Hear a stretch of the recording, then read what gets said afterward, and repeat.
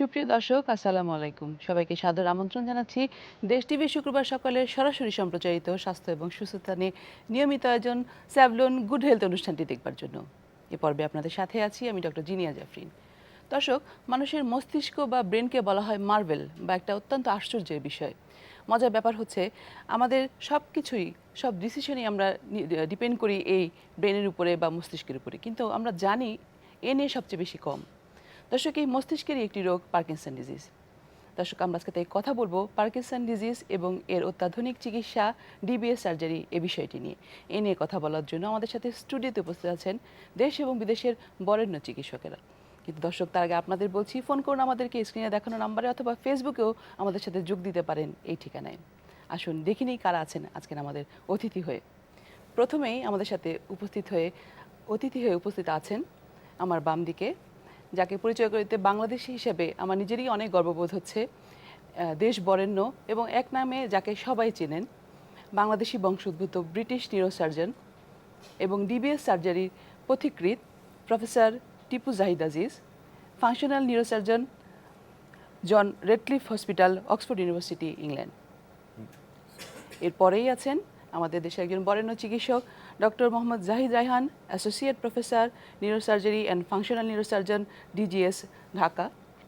এবং তারপরেই আমার ডানে আছেন doctor Mohammad Ahsan Habib Helal, associate professor, neurology and movement disorder specialist, BSMMU, Dhaka. যেহেতু আমরা একটি স্পেশাল বিষয় নিয়ে আজকে কথা বলবো, তাই আমরা চেষ্টা করেছি এই প্যানেলে নিউরোসার্জন এবং নিউরোমেডিসিন সমস্ত বিশেষজ্ঞ চিকিৎসককে রাখতে। আসুন আলোচনা শুরু করি। প্রথমে ডক্টর টিপু জাহিদ আজিজ স্যারকে দিয়ে। স্যার, আপনাকে প্রথমে স্বাগত জানাচ্ছি আমাদের অনুষ্ঠানে। স্যার, ডিবিএস সার্জারি আসলে আমাদের দেশে তো এটা নিয়ে তেমন কোনো ধারণা আমাদের চিকিৎসক মহলেই নেই। তা আমি প্রথমে জানতে চাইবো স্যার, যে ডিবিএস সার্জারিটা আসলে কি? মগজ অনেকটাখানি ইলেকট্রিক্যাল মেশিনের মতো কাজ করে, আর অনেকটা রোগের সময়, যেমন পার্কিনসন ডিজিজ, সেই ইলেকট্রিক্যাল সিগন্যালগুলো খারাপ হয়ে যায়। তো সেইগুলো আবার কন্ট্রোল আনতে আমরা ঠিক যেমন হার্টে পেসমেকার বসাই, আমরা ব্রেনের মধ্যে পেসমেকার বসাতে পারি, আচ্ছা। যেখানে সে অ্যাবনর্মাল সিগন্যাল বেরোচ্ছে, সেখানে আমরা তার বসায়, আর ওই তারের সাথে একটা পেসমেকার লাগালে আমরা সেই অ্যাবনর্মাল সিগন্যাল বন্ধ করতে পারি। আর অনেক অসুখের সিমটম বন্ধ করা যায়, যেমন পার্কিনসনের হাত কাঁপানি, পার্কিনসনের স্টিফনেস, পার্কিনসনের খুব আস্তে আস্তে চলা, সেটা অনেকটা ভালো করা যায়। ডিবিএসটা এভাবেই কাজ করে। এরপর স্যার, আমি আপনার কাছে আসতে চাইবো, ডক্টর মোহাম্মদ জাহিদ রায়হান স্যার।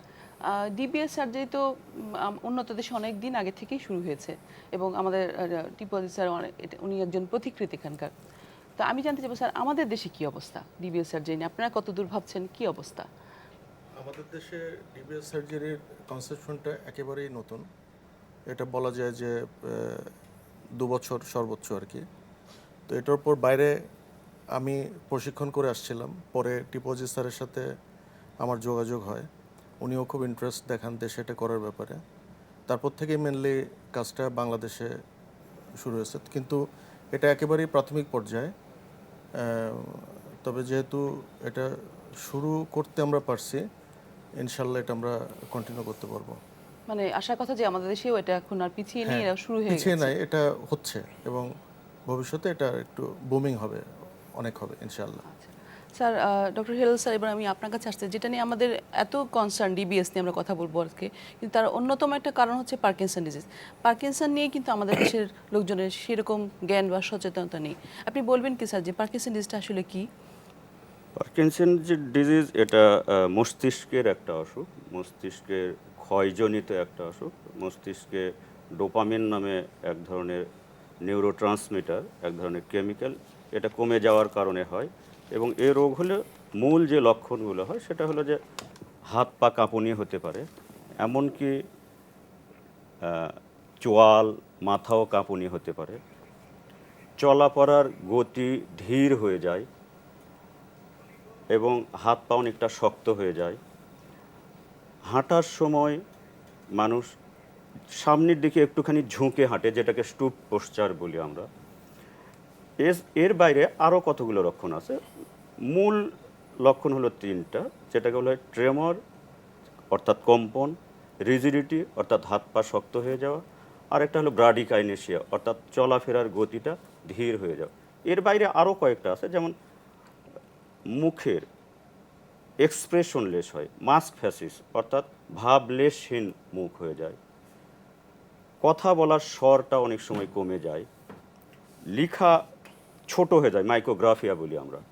এর বাইরে আছে কোষ্ঠকাঠিন্য হতে পারে, হতাশাগ্রস্ততা হতে পারে, নিদ্রাহীনতা হতে পারে। এই লক্ষণগুলোই পার্কিনসন ডিজিজে হয় এবং এটি সাধারণত বয়স্কদেরই বেশি হয়। কম বয়সে হতে পারে কম 5%, কিন্তু 95% ক্ষেত্রে এটা মোর দেন 50 ইয়ার্সে হয়। তার মানে আপনি যেটা বললেন যে হাতের কাঁপুনি একটা লক্ষণ, কিন্তু তার মানে কি আমি এটা ধরে নিতে পারি যে হাতের কাঁপুনি মানেই পার্কিনসন, অন্য কারণ কি হতে পারে না? এটির বিশ্লেষণ দরকার আছে। হাতের কাঁপুনি মানে পার্কিনসন না। হাতের কাঁপুনি অনেক কারণে হতে পারে। পার্কিনসনের বাইরে অনেক কারণ আছে, যেমন অ্যাসেন্সিয়াল ট্রেমর নামে একটা কথা আছে, সেখানেই হতে পারে। ইভেন থাইরয়েডের হাইপার থাইরয়েডিজম, সেখানে কাঁপুনি হতে পারে। ফাংশনাল কারণে হতে পারে, অ্যাংজাইটির কারণে, একটা সিম্পল দুশ্চিন্তার কারণে হাত কাঁপতে পারে। এটি নিউরোলজিস্ট এবং মেডিসিন বিশেষজ্ঞ বুঝতে পারবেন যে এই কাঁপুনিটা কোন কারণে কোন হয়েছে। কারণে হচ্ছে। স্যার, এবার আমি আপনার কাছে আসতে চাচ্ছি। স্যার, ডিবিএস এর এই যে ধারণাটা, এটা কিভাবে শুরু হলো বা কিভাবে আসলো এই আইডিয়াটা? ব্রেন ইলেকট্রিসিটি দিয়ে কন্ট্রোল করা, সেটা কয়েকশো বছর পুরান ধারণা। এই 1870s-এ ফ্রান্স আর জার্মানিতে একটা যুদ্ধে অনেক সোলজাররা গুলি খেয়ে খুল্লি ভেঙে মাটিতে পড়ে থাকতো। আর দুইটা ডাক্তার, ওরা ভাবছে এই সুযোগে মগজ দেখা যাচ্ছে, দেখি যে ইলেকট্রিসিটি কারেন্ট দিয়ে কী হয়। তারপর ওরা দেখলো যে এইসব খুল্লি ভাঙা সৈনিকদের উপরে কারেন্ট বসালে, একখানে কারেন্ট দিলে হাতটা নড়ে, পাটা নড়ে। ওইভাবে ওরা বুঝছে যে কারেন্ট দিয়ে মগজের কাজ অনেকটা ইনফ্লুয়েন্স করা যায়। কিন্তু তার দিয়ে মগজ কীভাবে কন্ট্রোল করতে পারে সেটা বেরোলো 1950s-এর দিকে। দেলগাদো একজন স্প্যানিশ আমেরিকান সায়েন্টিস্ট ছিলেন। তো ওনার চিন্তা ধারণা ছিল যে সাইকিয়াট্রিক মানসিক রোগের জন্য তার বসায় কারেন্ট দিয়ে এই মানসিক রোগ হয়তো কিছু কমানো যায়। আর ও এমন একটা স্টিমুলেটর বানাইছেও, যেটাতে একটা ছোট রেডিও ছিল, আর রেডিও কন্ট্রোল করতে পারতো কয়েক গজ দূর থেকে। তো ওর সবচেয়ে বড় এক্সপেরিমেন্ট হলো যে একটা বিশাল বড় স্প্যানিশ ওই বুল ফাইটিং হয়, আচ্ছা। এসব ভীষণ ফিরোশিয়াস বুল, সেটার মধ্যে ব্রেনের মধ্যে তার বসাইছে। তার বুল ও এই স্পোর্টসম্যানের পিছনে দৌড়াচ্ছিল, ওর যেটা হয় ওখানে। তার দেলগাদো যেই রেডিওটা ছাড়ছে, বুলটা হঠাৎ দমে গেছে, একদম চুপচাপ। তো ওইভাবে দেখালো যে ব্রেনের কন্ট্রোল করা যায়, সেটা 50s-এ। তারপর ওর সাথের সাইকায়াট্রিস্ট হিস্ট, ও দেখালো যে একইভাবে মানুষের ডিপ্রেশনের সময় তার বসালে মানুষের মুডটা তুলে দিতে পারে। কিন্তু মুশকিল হলো কি, যে ওই 50-60s-এ চামড়ার তলে কিছু দেওয়ার কিছু ছিল না। আর মানুষ তো এইভাবে চলতে পারে না যে তার বেড়ে আসছে মাসের পর মাস। সেই যন্ত্রপাতি আসছে 1970s-এর শেষের দিকে। তখন দেখা গেল আরভিং কুপার আমেরিকান, মুন্ডিংয়ের জার্মান, ওরা বিশেষ করে দেখালো যে হাত কাঁপানি বন্ধ করা যায় এই পেসমেকার দিয়ে, আর পুরোপুরি ভিতরে সব কিছু থাকলে। তো ওইভাবে আস্তে আস্তে শুরু হয় ব্যাপারটা, কিন্তু খুব একটা পপুলার হয় না, কারণ ইনস্ট্রুমেন্টগুলো অত রিলায়েবল ছিল না। আর পার্কিনসনে এই রোগটা কিভাবে কাজ করে মগজের মধ্যে সেটা বোঝা যায়নি। তো সেটার 79-এ কি হলো, একজন ডাক্তার দেখলো যে 6-7টা খুব অল্প বয়সী ছাত্র ওর কাছে আসছে গভীর পার্কিনসন নিয়ে, যেটা দেখা যায় না এই 19-20 বছর বয়সে। তো দেখা গেল যে ওদের মধ্যে একজন ছিল কেমিস্ট। তো ওই মরফিন জাতীয় একটা ড্রাগ ওরা ব্যবহার করছিল দূর কারণে। তো সেটা খেয়ে ইন্ট্রাভিনাসলি ওরা সবার পার্কিনসন হয়েছে।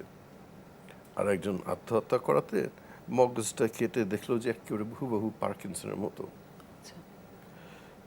তারপরে হলো কি, সায়েন্টিস্ট ডাক্তাররা খুব এক্সাইটেড হয়ে গেছে, কারণ কোনো দিন পার্কিনসনের কোনো মডেল ছিল না পরীক্ষা করার, যে কীভাবে মস্তিষ্ক কাজ করে পার্কিনসনে। তো ওই ওষুধটা এমপিটিপি যেটা বলি, বানরকে দিলে প্রথমবারের মতো বানরটাও পার্কিনসন হয়ে গেছে, হাত কাঁপতো, হাত পা শক্ত হয়ে গেছে, ধীরে হয়ে গেছে, আর ওষুধ দিলে ভালো হয়ে যায়। তো সে বানরের কয়েকটা দুনিয়াতে কয়েকটা ল্যাবরেটরি ওরা এই 80s ওই বানরগুলোর উপরে পরীক্ষা চালায়। আর দেখা গেল, আমিও কাজ করছিলাম তখন, যে আমার ল্যাব ম্যানচেস্টার আসলো, আরেকটা আসলো জনস হপকিন্সে। তা আমরা দেখা দিলাম যে মস্তিষ্কের একটা জায়গা, যেটা আমরা বলি সাবথ্যালামিক নিউক্লিয়াস, পার্কিনসন রোগে বেশি বেশি অ্যাক্টিভ হয়ে যায়। তার আমি দেখালাম যে একটা তার বসায় অল্প খানিক গরম করলে, ওই জায়গাটা নষ্ট করলে বানরটা একদম ভালো হয়ে যায়, পার্কিনসনটা সেরে যায়। কিন্তু বেশিরভাগ নিউরোলজিস্ট আর সার্জনরা ভয় পাইছে ওই জায়গায় পোড়াতে। তো ফ্রেঞ্চ দেখালো যে তার একই রকমভাবে তার বসালে খুব একটা কারেন্ট পাস করলে পোড়ানোর চাইতে একই হয়, বানানোটা ঠিক হয়।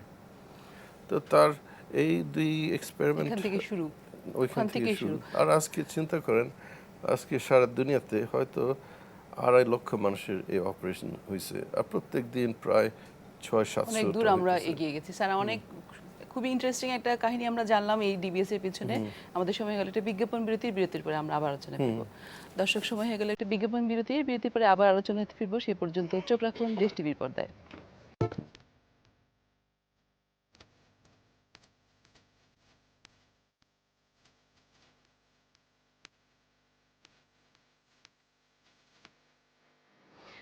দর্শক, ফিরে এলাম বিরতির পর থেকে। ধন্যবাদ এতক্ষণ আমাদের সাথে থাকার জন্য। চলুন আলোচনায় ফিরি।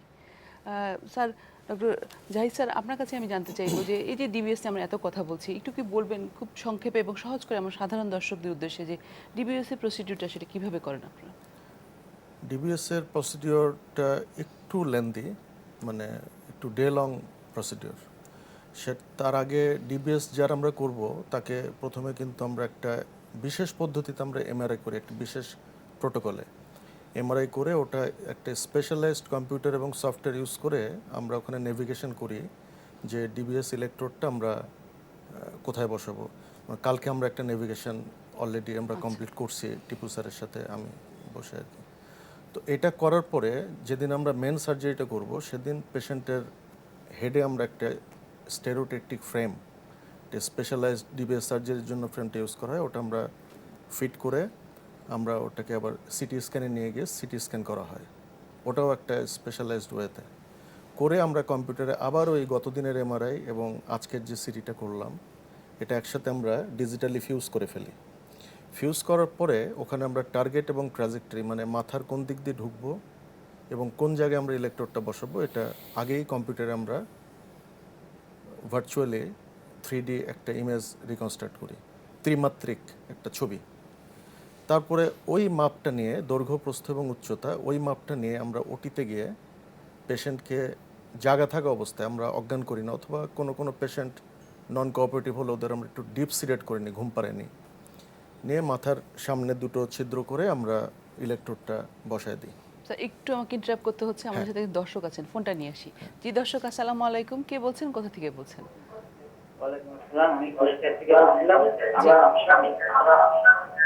আপনি টিভির ভলিউমটা কমিয়ে তারপরে কথা বলুন। জি বলুন। কুষ্টিয়া থেকে বলছিলাম, আমার নাম শামীম। জি। তো আমার আব্বার দীর্ঘ 18 থেকে 19 বছর যাবত এই অসুখে ভুগছেন। পার্কিনসনে? জি জি জি। জি। তো প্রথমে প্রথমে তার শুধু হাত কাঁপতো, এখন তার হাত পা এবং সমস্ত শরীরে কাঁপে এবং হাত এবং ঘা সব ফুলে আছে। তো ডাক্তার দেখানোর পরে এখন তার হচ্ছে বর্তমান অবস্থা হচ্ছে তার স্মরণ শক্তি অনেক কমে গেছে। সকালে কি খাচ্ছে দুপুরে বলতে পারে না। তো এই অবস্থায় এই রোগটা কি বংশগত হতে পারে কিনা, আর আগে থেকে কোনো প্রতিরোধের ব্যবস্থা আছে কি? আচ্ছা, আপনি আমাদের সাথেই থাকুন দর্শক। খুবই সুন্দর একটি প্রশ্ন, আমরা উত্তরটি নিব। স্যার, আমি একটু ওনার কাছ থেকে প্রশ্ন অ্যান্সারটা নিয়ে আমি আবার প্রসিডিউর আপনাকে চাইবো। স্যার, আপনি যদি বলতেন যে এই অবস্থায় রোগীর কি করণীয়, বা এক্ষেত্রে ডিবিএস এর কি ডক্টর হেলাল ভূমিকাটা? ভাই তো ভালো বলতে পারেন সবচেয়ে, কিন্তু এটা বলবে যে যাদের স্মৃতিশক্তি এত কমে গেছে আর এত দুর্বল হয়ে গেছে, তো হেলাল ভাই আপনি কি বলেন? স্যার, যেটা মনে হচ্ছে ওনার ডিমেনশিয়া ডেভেলপ করেছে আর কি। যদি স্মৃতিশক্তি কমে যায় সেক্ষেত্রে this is contraindicated for DBS surgery. আচ্ছা, ডিবিএস সার্জারি করার জন্য কতগুলো ক্রাইটেরিয়া আছে, এই ক্রাইটেরিয়াগুলো ফুলফিল করতে হয়। তার মধ্যে যদি স্মৃতিশক্তি কমে যায় এটা নেগেটিভ অন্যতম ক্রাইটেরিয়া। একটি করে আমরা আরো ক্রাইটেরিয়া স্যার জানবো। আমরা প্রসিডিউরটা শেষ করে এসে আপনার কাছ থেকে আরো ক্রাইটেরিয়া নিয়ে জানবো। স্যার, যদি আপনি বলতেন যে প্রসিডিউরটা। আচ্ছা, তো তারপরে আমরা ওটিতে নিয়ে ইলেকট্রোডটা আমরা প্লেস করি, এবং এটা এমন একটা সিস্টেম, নেভিগেশনটা আমাদের হয়ে গেলে ওটাই ফাইনাল। ইলেকট্রোডটা অন্য কোনো দিকে যাওয়ার কিন্তু আর ব্রেনের সুযোগ নেই। তারপর ওখানেই আমরা ডিজিটালি ভোল্টেজ জেনারেট করে আমরা দেখে নিই যে রুগীটার কাঁপানি ওখানেই কন্ট্রোল হয়ে গেল কিনা। তারপরে ফাইনালি আমরা আবার সিটি স্ক্যান করে দেখি যে ইলেকট্রোডটা জায়গা মতো আছে কিনা।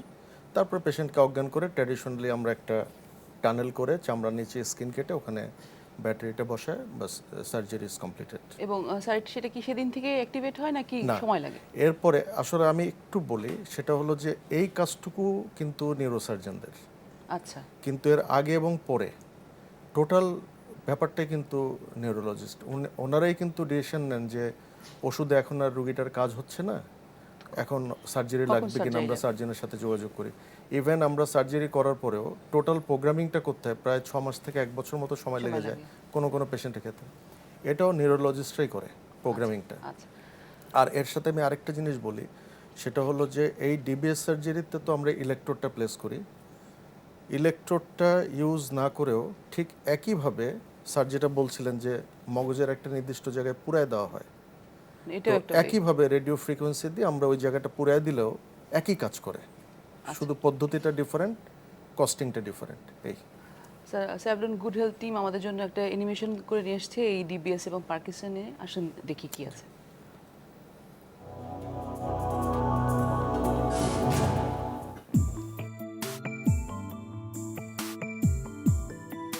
পার্কিনসন্স রোগ এবং কাঁপুনি রোগে আক্রান্ত রোগীদের ক্ষেত্রে ডিপ ব্রেন স্টিমুলেশন ডিবিএস নামক এক ধরনের চিকিৎসা পদ্ধতি প্রচলিত আছে।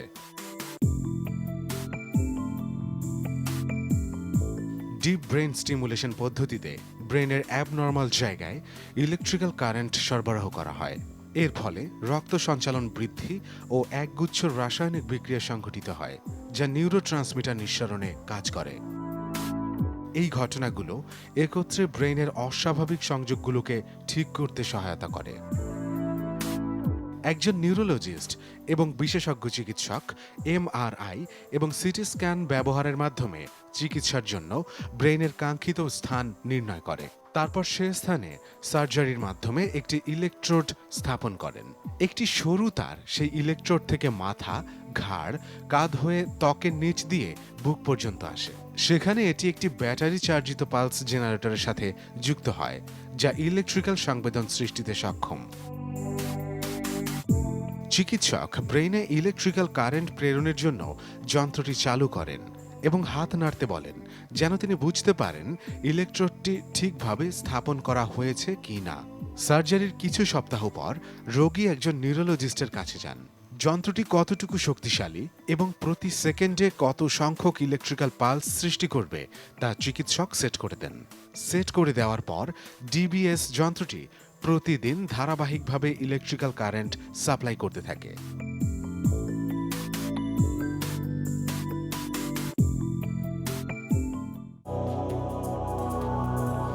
ডক্টর হেলাল স্যার, এবার আমি আপনার কাছে জানতে চাইবো যে দর্শকের একটা প্রশ্ন ছিল যে এটা কি রোগটা কি আসলে বংশগত কিনা এবং প্রিভেন্ট করা যায় কিনা? না, এটা আসলে বংশগত রোগ না। এতে প্রিভেন্ট করারও কোনো সুযোগ নেই আর। এটা ডিবিএস এর পার্কিনসন ডিজিজের মূল কারণ যেটা 70% ক্ষেত্রে বলা হয় যে ইডিওপ্যাথিক পার্কিনসন ডিজিজ। ইডিওপ্যাথিক অর্থে এটা মেডিকেল টার্ম, আপনি জানেন যে এটার সোজা বাংলা যদি বলি অজানা, যে 70% ক্ষেত্রে এর কারণ অজানা, 5% ক্ষেত্রে জেনেটিক কারণে, এবং এই জেনেটিকগুলো হয় সাধারণত কম বয়সে, 40-এর নিচে, এমনকি 20-এর নিচেও আমি রোগী পেয়েছি, জেনেটিক কারণে হয়, এখানে জেনেটিক মিউটেশন কিছু হয় আর কি।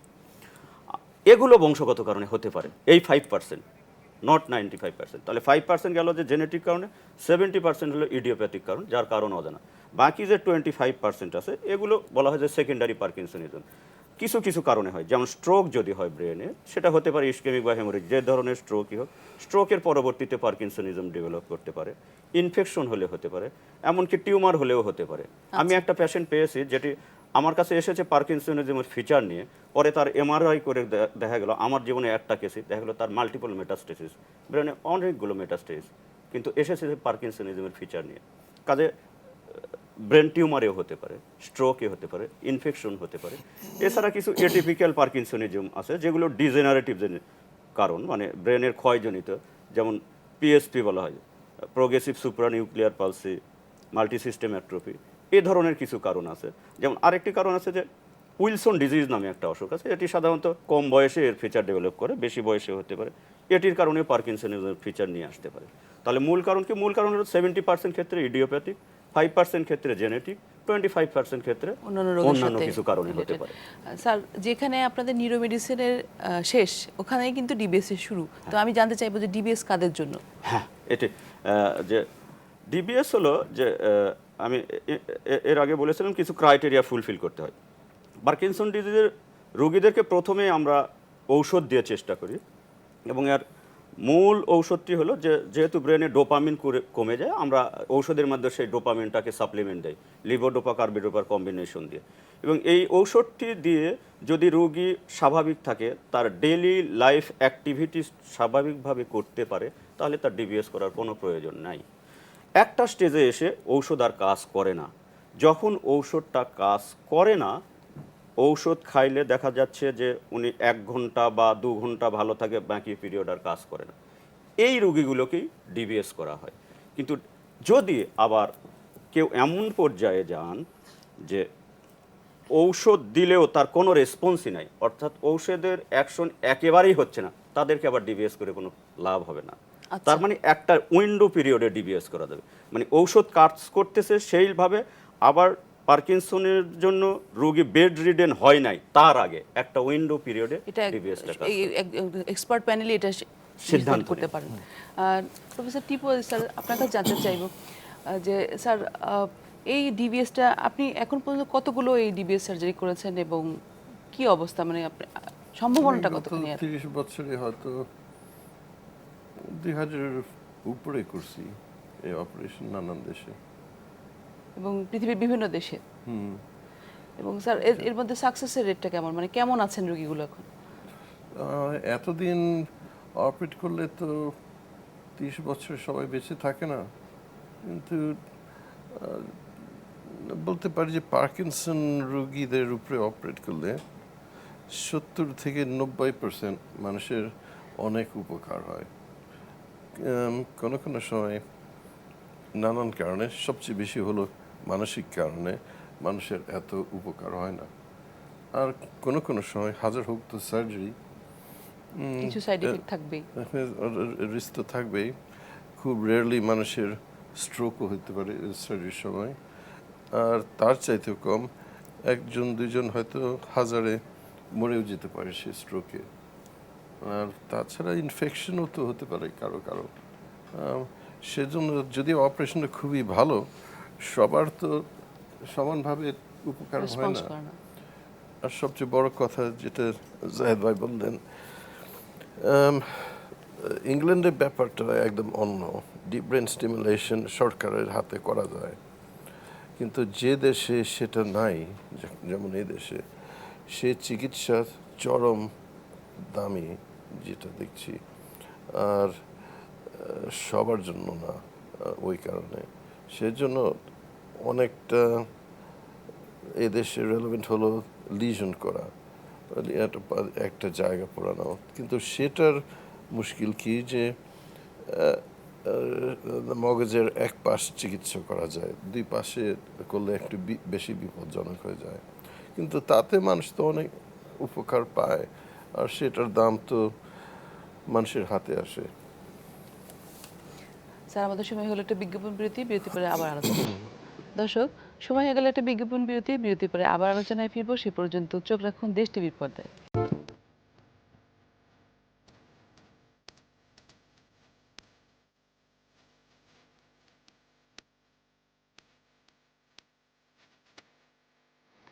দর্শক, ফিরে এলাম বিরতির পর থেকে। ধন্যবাদ এতক্ষণ আমাদের সাথে থাকার জন্য। চলুন আলোচনায় ফিরি।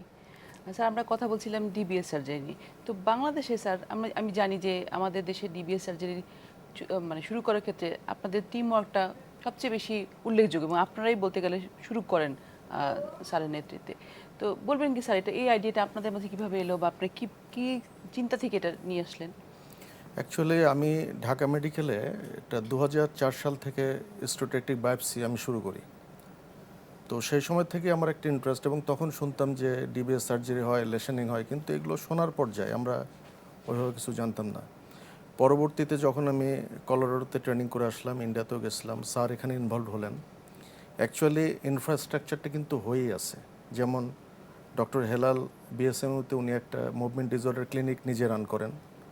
ডিএমসিতেও এই প্রোগ্রাম চালু আছে, ন্যাশনাল ইনস্টিটিউট অফ নিউরোসায়েন্সে আছে। ওনারা মেন বাল্ক অফ রুগী ওনারা জিনিসগুলো দেখেন, এবং কার সার্জারি লাগবে না লাগবে, কে কোন স্টেজে আছে, এগুলো ডিসিশন নেন। আর আমরা যেহেতু কাজ করে আসছি, কাজ শুরু করছি, এই জন্য আমরা রিসেন্টলি যেটা করছি যে আমরা একটা টিম ফর্ম করতে পারছি, যে টিমের ভেতরে neurologist, neurosurgeon, mainly DBS surgeon আমরা, এবং নিউরোসাইকিয়াট্রিস্ট হয়তো অচিরে এখানে ইনভলভ হবেন আর কি। এইভাবে আমরা একদম ইন্টারন্যাশনাল স্ট্যান্ডার্ডে আমরা কাজটা প্রথম থেকেই শুরু করতে চাচ্ছি। আচ্ছা, ডক্টর হিয়াল স্যার, আপনি কিভাবে এটা ইনভলভ এইটাই হলেন? যে জাহিদ ভাই যেটা বললো, যে বঙ্গবন্ধু শেখ মুজিব মেডিকেল বিশ্ববিদ্যালয় নিউরোলজি ডিপার্টমেন্টে প্রতি সপ্তাহে আমাদের পার্কিনসন ডিজিজ এবং রিলেটেড ডিজিজগুলো নিয়ে মুভমেন্ট ডিসঅর্ডার ক্লিনিক চালানো হয়, এবং গত 7 বছর যাবৎ আমি এটা রান করাচ্ছি। তো এই পেশেন্টগুলো ডিল করতে গিয়ে আমাদের যেটা মনে হলো যে কিছু কিছু পেশেন্ট আছে যেগুলো ঔষধ দেওয়ার কাজ হচ্ছে না, এবং this is the appropriate time for DBS. এবং এই কনসেপ্ট থেকে 2016 সালের সর্বপ্রথম আমার প্রফেসর ডাক্তার হাসান জাহিদুর রহমান, আমি এবং প্রফেসর মাহবুব আলম, এই তিনজন আমরা কোরিয়াতে গেলাম ডিবিএস এর উপরে একটা ওয়ার্কশপে। ওখানে গিয়ে আমরা ভিডিওর মাধ্যমে ডে লং 2 দিন ব্যাপী ডিবিএস কীভাবে করতে হয় সেগুলো আমরা শিখে আসলাম, দেখে আসলাম। আমরা দেখে আসার পর ইন দি মিন টাইম আমি ধন্যবাদ জানাবো টিপু আজিজ স্যারকে, যিনি উনি ব্রড হার্টেড লোক। উনি গত বছর বাংলাদেশে যোগাযোগ করলেন যে কিভাবে ডিবিএসটা করা যায়, এবং সেটাতে আমরা ইনভলভ হই। আমরা বঙ্গবন্ধুতে নিউরোসার্জন এবং নিউরোলজিস্টদের নিয়ে আমরা এই ডিজিজগুলো নিয়ে আমাদের একটা সোসাইটি আছে বাংলাদেশে, movement disorder society of Bangladesh, এবং সেটা গত 26-27 তারিখে আমরা একটা ন্যাশনাল কংগ্রেস করলাম, ফার্স্ট কংগ্রেস, এবং স্যারকে আমরা সেই কংগ্রেসেই আসলে এনেছি স্পিকার হিসেবে, এবং সেটার পরিপ্রেক্ষিতে এখন ডিবিএসটা হতে যাচ্ছে, এবং সেই সুযোগে এইভাবে আস্তে আস্তে সবাইকে আমরা ইনভলভ করলাম আর কি। ডক্টর টিপু আজিজ স্যার, আপনি তো দীর্ঘদিন অভিজ্ঞতার সাথে এবং সফলতার সাথে ডিবিএস করে আসছেন। তো বাংলাদেশের জন্য আপনার এই আইডিয়াটা স্যার কিভাবে আসলো, এবং কিভাবে আপনি স্যারদের সাথে লিঙ্কড হলেন? সেটা নতুন না, আমি তো বাংলাদেশে পার্কিনসন সার্জারি আনার চেষ্টা 25 বছর ধরে করছি, কিন্তু তখন হয়তো গ্রাউন্ড ছিল না, নিউরোলজির ওইরকম এক্সপিরিয়েন্স কেউ ছিল না তেমন। আর ওই ইকুইপমেন্ট এখানে যেমন জেনারেল নিউরোসার্জারির ইকুইপমেন্টের অভাব ছিল, স্ক্যানারের অভাব ছিল, তো সেজন্য অতদিন হয় নাই। যদিও একই সময় আমি তো অস্ট্রেলিয়াতে 5টা ইউনিট, কুয়ালালামপুর, সিঙ্গাপুর, ইংল্যান্ডের 8-9টা, মানে অনেক জায়গায় আমি এইরকম সার্ভিস শুরু করছি। তো বাংলাদেশে এখন প্রফেসর হেলাল জাহেদ ভাইয়ের লোকাল সাপোর্টের জন্য এবার হচ্ছে নিজের দেশে। ডক্টর জাহিদ স্যার, আমি আপনার কাছে জানতে চাইবো যে যে কোনো চিকিৎসার ক্ষেত্রে বিশেষ করে যে কোনো একটা অ্যাডভান্স টেকনোলজি আমাদের সাধারণ দর্শকদের বা সাধারণ রোগীদের ক্ষেত্রে প্রথম যে প্রশ্নটা আসে সেটা আসলে আমার কতটা ব্যয়বহুল বা তারা এটাকে ব্যয়বহুল করতে পারবে Affordable না, কিনা। অ্যাফোর্ডেবল কিনা, আপনি কি বলেন স্যার? আচ্ছা, সার্জারিটা এক্সপেন্সিভ, কিন্তু আমরা প্রথম থেকে এখানে যেটা চিন্তা করছি সেটা হলো আমাদের পার্শ্ববর্তী দেশ ভারতে যে খরচে অপারেশনটা হয় তার অর্ধেকও কমে আমরা ইনশাল্লাহ এখানে করতে পারবো। ইন্ডিয়াতে প্রায় 30 লাখ রুপি, 28 থেকে 30 লাখ রুপি মতো খরচ হয়। তো আমরা রুপিতে টাকাতেও যদি আমরা হিসাব করি এর অর্ধেকেরও কমে আমরা করতে পারবো ইনশাল্লাহ। আর যদি আমরা লেশনিংয়ে যেতে পারি, যেই লেশনিং ডিভাইসটা আনার ব্যাপারে প্রফেসর টিপু আপ্রাণ চেষ্টা করতেছেন, হয়তো 3-4 মাসের মধ্যে আমরা এটা বাংলাদেশে পেয়ে যাব ডিভাইসটা। এটা যদি আমরা পেয়ে যাই তাহলে রুগীদের খরচ অনেক কম, মানে 7-8-এ চলে আসবে। এবং সেখানে আমরা একেবারেই দরিদ্র রুগী যারা, তাদেরকে কিন্তু আমরা একদম 100% কমপ্লিমেন্টারি সার্জারিটাও করতে পারবো, একদম খুবই বিনা আশার পয়সায়। কথা। শুধু একটা সে হসপিটালে ভর্তি হবে, যদি সরকারি হসপিটাল হলে তো প্রশ্নই আসে না, সব কিছুই সে সাপোর্ট পাবে। আমরা শুধু সার্জারিটা করে দিতে পারবো ইনশাল্লাহ। স্যার, এখন পর্যন্ত কি আপনারা যে শুরু করার পর মানে এরকম কি ডিবিএস আপনারা কি প্রসিডিউরে গিয়েছেন? হ্যাঁ, আমরা দুটো প্রসিডিউর অলরেডি করে ফেলছি, টিপু স্যারের নেতৃত্বে আমি ছিলাম। আর আমরা এই 1-2 দিনের মধ্যে আরেকটা করব, আচ্ছা, সেটার আপনাদের- প্রক্রিয়া চলতেছে। শুভকামনা থাকলো আপনাদের এই নেক্সট ডিবিএস এর জন্য, এবং আশা করব যে বাংলাদেশের জন্য এটা একটি শুভ বার্তা নিয়ে আসবে যে নতুন কোন একটা দিক আমাদের এখানে শুরু হচ্ছে। অবশ্যই। ডক্টর হেলাল স্যার, আমি জানতে চাচ্ছিলাম, আপনি স্যার বলছিলেন যে মুভমেন্ট ডিসঅর্ডার নিয়ে আপনি দীর্ঘদিন কাজ করছেন, তার মানে কি ডিবিএস আর পার্কিনসন ছাড়া অন্য কোনো রোগগুলোতেও এই চিকিৎসা দেওয়া যায়? যে ডিবিএস এর কিন্তু শুধুমাত্র পার্কিনসন ডিজিজে না, মুভমেন্ট ডিসঅর্ডারের আরও অনেকগুলো কন্ডিশন আছে যেখানে ডিবিএস খুব ভালো কাজ করে, যেমন ডিস্টোনিয়া। স্যারকে সেদিনও একটা রোগী দেখাইলাম, he is a fit candidate for DBS. তারপর আরেকটা রোগ নিয়ে সেদিন স্যারের সঙ্গে আলাপ হচ্ছিল যে সাইকিয়াট্রিক কিছু কন্ডিশন আছে, বিশেষ করে psychiatric, OCD, obsessive compulsive disorder. এই যে সেদিন একটা পেশেন্ট আমার কাছে আসছিল যে জুয়ায় আসক্ত সাংঘাতিক রকম, এই রোগীগুলোতে ডিবিএস এর সাংঘাতিক রকম ভূমিকা আছে। ডক্টর টিপু স্যার, আমরা প্রায় অনুষ্ঠানের শেষ দিকে এসেছি, আমি জানতে চাইবো এই যে পার্কিনসন ছাড়াও স্যার যেটা বললেন যে আরও অনেকগুলো ডিজিজ এটা ইউজ করা যায়, তো আপনি কি মনে করেন যে বাংলাদেশে এটা আরও কিভাবে প্রসারতা বা প্রচার বাড়ানো যায়, বা কি ভূমিকা রাখতে পারে ডিবিএস এই রোগগুলোর ক্ষেত্রে? মানে প্রথম কয়েক বছর একটু এক্সপিরিয়েন্স দরকার পার্কিনসন আর হাত কাঁপানি, যাতে ডিভাইসের সাথে সব চিকিৎসক ফ্যামিলিয়ার হয়ে যায়। তারপর আস্তে আস্তে আশা করি নেক্সট 3-4 বছরে যেমন সাইকিয়াট্রিস্ট একটু ওদের রুগী অ্যাসেস করে দেখে যে ডিবিএসে কাজ দেবে কিনা। যেমন নেশা বা গ্যামলিং তো আমাদের দেশে একটা প্রবলেম। হ্যাঁ, ওটা আছে। তারপর ডিপ্রেশন আছে। তারপরে এই দেশে এত হয় কিনা জানি না, কিন্তু আমি যেখানে থাকি একটা খাদ্যের রোগ আছে, অ্যানোরেক্সিয়া, বিশেষ করে মেয়েদের মধ্যে, যেটা খেতে পারে না, কারণ ওজনের একটা কমপ্লেক্স হয়ে যায়, কঙ্কাল হলেও ওরা খাবে না। Anorexia anorexia নার্ভাসা। নার্ভাসা, ওখানেও এটা ভূমিকা রয়েছে। আমি এসে পড়েছি একদম অনুষ্ঠানের শেষ দিকে। আমি ডক্টর জাহিদ স্যার আপনাকে জানতে চাইবো যে যারা এই প্রোগ্রাম দেখছেন আমার দর্শকরা, তারা যদি আপনাদের সাথে যোগাযোগ করতে চান, কোথায় তারা যোগাযোগ করবেন স্যার? এটা রেসপেক্টিভ হসপিটালসে যোগাযোগ করবে, আমাদের সাথে যোগাযোগ করবে। আচ্ছা, এটা এসআইবিএল ফাউন্ডেশন হসপিটালে আমরা। এক্ষেত্রে আমাদের কাছে দর্শককে বলছি, আপনারা চাইলে আমাদের সাথে যোগাযোগ করতে পারেন, আমরা স্যারদের সাথে আপনাদের আরো যোগাযোগ এই যে করতে আমি পারি। সহজ করে দেই যে আমাদের প্রতি রবিবার বঙ্গবন্ধু শেখ মুজিব মেডিকেল বিশ্ববিদ্যালয়ে প্রতি রবিবার সকাল 9টা থেকে 1টা পর্যন্ত নিউরোলজি বহির্বিভাগে মুভমেন্ট ডিসঅর্ডার ক্লিনিক চালানো হয়। সেখানে আমি থাকি, হঠাৎ আমি না থাকলে আমার রিপ্রেজেন্টেটিভ থাকে। কেউ না কেউ থাকবে। সবচেয়ে সহজ হলো এটি যোগাযোগ করা। বিএসএমইউ। বিএসএম। স্যার, আমরা এসে পড়েছি অনুষ্ঠানের একদম শেষ দিকে। আপনাদের তিনজনকে অসংখ্য ধন্যবাদ জানাচ্ছি আপনাদের ব্যস্ত সময় থেকে আমাদের সময় দেওয়ার জন্য, এবং সময় স্বল্পতার কারণে আসলে অনেক কিছু জানার ছিল। কোনো একটা নতুন প্রোগ্রামে, কোনো একটা আরেক পর্বে আমরা হয়তো এটা নিয়ে আরও কথা বলবো। আপনারা ভালো থাকবেন। ধন্যবাদ দেশ টিভিকে, ধন্যবাদ দর্শকদের। ধন্যবাদ। দর্শক শুনলেন তো, পার্কিনসন এখন আর কোনো সমস্যা নেই। রয়েছে এর আধুনিক চিকিৎসা এবং সবচেয়ে যেটা আসার কথা অনেক কম খরচেই পাশের দেশের তুলনায় অনেক কম খরচেই আমরা এই চিকিৎসা পেতে পারি। দর্শক, এই ছিল আমাদের আজকের আয়োজনে। আগামী পর্বে নতুন কোনো বিষয় নিয়ে নতুন কোনো অতিথি নিয়ে আবার দেখা হবে। সেই পর্যন্ত ভালো থাকুন, ভালো রাখুন আপনার চারপাশের সবাইকে। আল্লাহ হাফেজ।